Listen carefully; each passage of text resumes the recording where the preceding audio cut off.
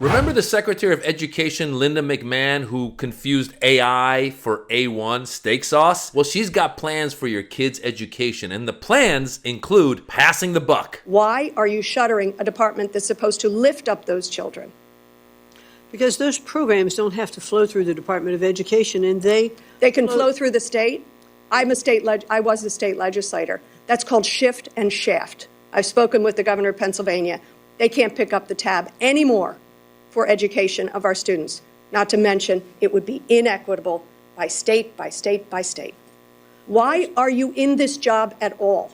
If you don't have a dedication to the future of our children, why are you in this job? Why is she in this job? To cut the Department of Education and sometimes hire them back. Do you know the number of people that you've had to reinstate of those fired?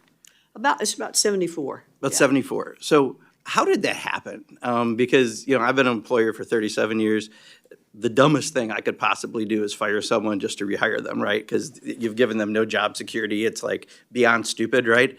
Not saying that because you didn't do it. Clearly, it sounds like this is from Elon Musk. But how did that happen, that people got fired and no one thought of you might need them in your department? Some of that did happen when I returned. Okay. Now, I was in the private sector. I have done restructuring in firms, and it's painful to do that. Yeah. But And fire people to rehire them? Well, here's the thing. Like, usually that's not a strategy. When you are restructuring in a company, you hope that you're just cutting fat. Sometimes you cut a little in the muscle, and you realize it as you continue with your programs, and you can bring people back to do that. Yeah. So Or that's you what can we plan did. ahead and not fire people to rehire them, right? That would be another strategy that I think is more often used. Would you agree?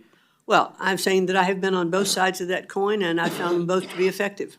Okay, interesting. We have a different perspective on that, but maybe the world of all-star wrestling is different than my world of business to business. There you go. Firing people, hiring people, doesn't make any sense. But to Linda McMahon, it does make sense because she says if it works for wrestling, it can work for education. Or maybe they're cutting the Department of Education so they can push forward falsehoods and propaganda. The Oklahoma Board of Education has approved new curriculum standards that require students to be taught that the 2020 presidential election was rife with fraud or discrepancies. Sarah Parshall-Perry, what do you think?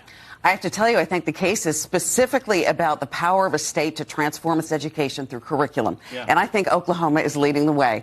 I am very impressed with the fact that this is made specifically to create critical thinkers. And don't we need more of that in American education? There you have it, folks. When you lift the rules and regulations coming from the federal government, states like Oklahoma can say, hey, the 2020 election was stolen and Donald Trump won it. Propaganda 101. And that lady was very proud of that. She was excited about that. They want you to be dumber, and Bernie Sanders does not. How many wonderful young scientists and teachers do we lose because they can't afford to go to college or don't want to leave school deeply in debt? And you talk about this committee deals with health care. Everybody on this committee knows you are a working class person, you want to go to medical school, you know what you leave medical school with? $500,000 in debt. Anybody think that is vaguely sane at a time when we have a massive shortage of doctors? So what's the answer?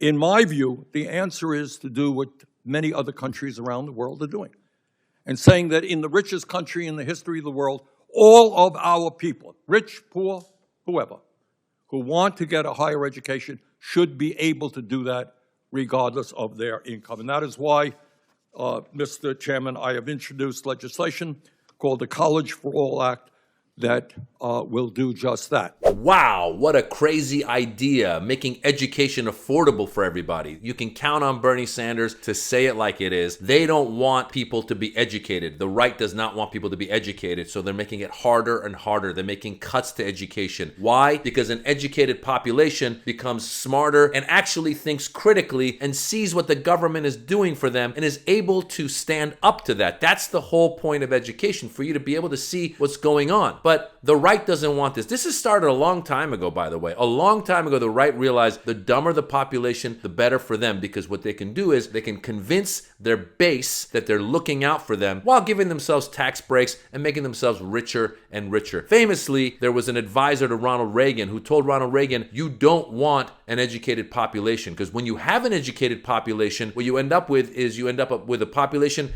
that there's not enough jobs for, and then they'll revolt and they will get rid of you and push you out of government. And that's around the time when the Reagan administration stopped giving as much funds to students. If you think about it, coming out of World War II, we had the GI Bill, we had a lot of programs for people to go to college where the government would pay for them to go to college if they'd been in the military. And a lot of those programs were benefiting white men. Let's just face it. Those programs were benefiting a lot of white men. And as the 60s and 70s come around and we see other people going to college, we see women, we see people of color, that's when the Reagan administration goes, oh, maybe we shouldn't be subsidizing so much education because, hey, we're losing power. White men are losing power. So there's a racist undertone to all of this. Also with public schools, there's a racist undertone because what happened was when you had Brown versus Board of Education that said we need to integrate schools, a lot of people on the right who don't want integration started saying, well, let's do charter schools where the parents have more control. And when they have more control, what can they do? They can find ways to exclude people of color based on their control that they're getting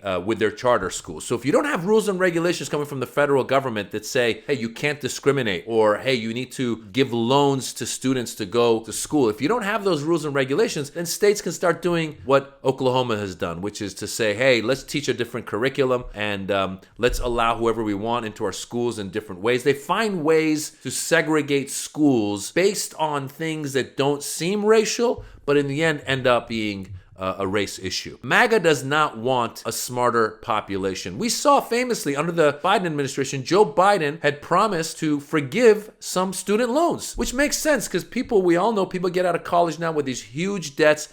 They're trying to get their life going. And Biden said, if you fit the curriculum, if you fit the statistics and the right level of income, if you have the right level of income, we're going to give you a break. And you saw the right go crazy. How dare you give them a break? You're not giving a break to people who didn't go to college. Why are you giving them a break? Well, the truth is the government did give a break to people who didn't go to college. If you think about it, during the pandemic, when they were giving handouts, everybody got the handout. Or think about the fact that in 2008, the banks got a break. It's okay to give a break to big banks, but God forbid you give a break to an individual who's educated, who wants to better their lives. So ultimately, folks, we come to this idea that basically the cutting of the Department of Education is a way to be able to implement state by state racist policies, state by state extremist policies. And the fact that Oklahoma is going to teach that the 2020 election was stolen and then they're calling it critical thinking should tell you everything you need to know. Because yes, of course, we've seen there's voter fraud in every election, but not to the extent that would have made a difference in 2020. Even his own attorney general, Bill Barr, who saved Donald Trump. Bill Barr saved Donald Trump coming out of the Mueller investigation and basically saying there was nothing with Russia. Bill Barr was on Trump's side, and he famously told Donald Trump, sir, there's not enough fraud to make a difference. And yet Donald Trump to this day contends that he won the 2020 election. And now Oklahoma is going to teach their children that Donald Trump won the 2020 election. And why is that? Because we are making cuts to the Department of Education. We're making cuts to federal standards. The Department of Education is in charge of giving grants to students to go to college. The Department of Education is in charge of making sure that students with disabilities are taken care of. And they're getting rid of it more and more and more. And ultimately, let's face it, folks, what's going to happen is they're going to privatize it like they do with everything else. They're going to privatize it. And who benefits once it's privatized? People like Linda McMahon who have money, people who have money to actually create companies, then educate people the way that they choose to educate people. So folks, we're in a really bad situation when it comes to education. They're attacking education from both sides.